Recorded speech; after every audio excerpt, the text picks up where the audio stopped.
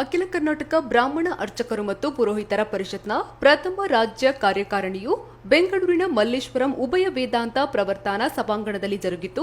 ಈ ಕಾರ್ಯಕ್ರಮವನ್ನು ರಾಜ್ಯ ಬ್ರಾಹ್ಮಣ ಅಭಿವೃದ್ಧಿ ನಿಗಮದ ಅಧ್ಯಕ್ಷರಾದ ಸಚ್ಚಿದಾನಂದ ಮೂರ್ತಿಯವರು ಉದ್ಘಾಟಿಸಿ, ಮಂಡಳಿಯ ಯೋಜನೆಗಳನ್ನು ಸದುಪಯೋಗಗೊಳಿಸುವುದು ನಮ್ಮ ಹಕ್ಕು, ಸ್ವಾಭಿಮಾನದಿಂದ ಸಮಾಜದ ಏಳಿಗೆಗಾಗಿ ಕಠಿಣ ಬದ್ಧರಾಗಬೇಕೆಂದು ಕರೆಯನ್ನ ನೀಡಿ, ನೋಂದಾಯಿತ ವಿಪ್ರರ ಗುಂಪಿನ ವಿಮೆಯ ಕಂತನ್ನ ಬ್ರಾಹ್ಮಣ ಮಂಡಳಿಯಿಂದ ಭರಿಸುವುದಾಗಿ ಘೋಷಿಸಿದರು. ಇನ್ನು ಕಾರ್ಯಕ್ರಮದ ಅಧ್ಯಕ್ಷತೆಯನ್ನ ವಹಿಸಿಕೊಂಡ ವೇದಮೂರ್ತಿ ಬಸವೇಶ್ವರ ಭಟ್ಟರು ಪರಿಷತ್ತಿನ ಬೆಳವಣಿಗೆಯನ್ನ ತಿಳಿಸಿ, ಆಚಾರ್ಯ ತ್ರಯರ ಪ್ರಾರ್ಥನಾ ಶ್ಲೋಕದ ಆಯ್ಕೆಯನ್ನ ತಿಳಿಸಿದ್ರು. ಈ ವೇಳೆ ಎಲ್ಲಾ ಮಹಾದಾನಿ ರಾಜ ಪೋಷಕರಿಗೆ ಹಾಗೂ ಜಿಲ್ಲಾಧ್ಯಕ್ಷರಿಗೆ ಸನ್ಮಾನ ಮಾಡಿ ಗೌರವಿಸಲಾಯಿತು.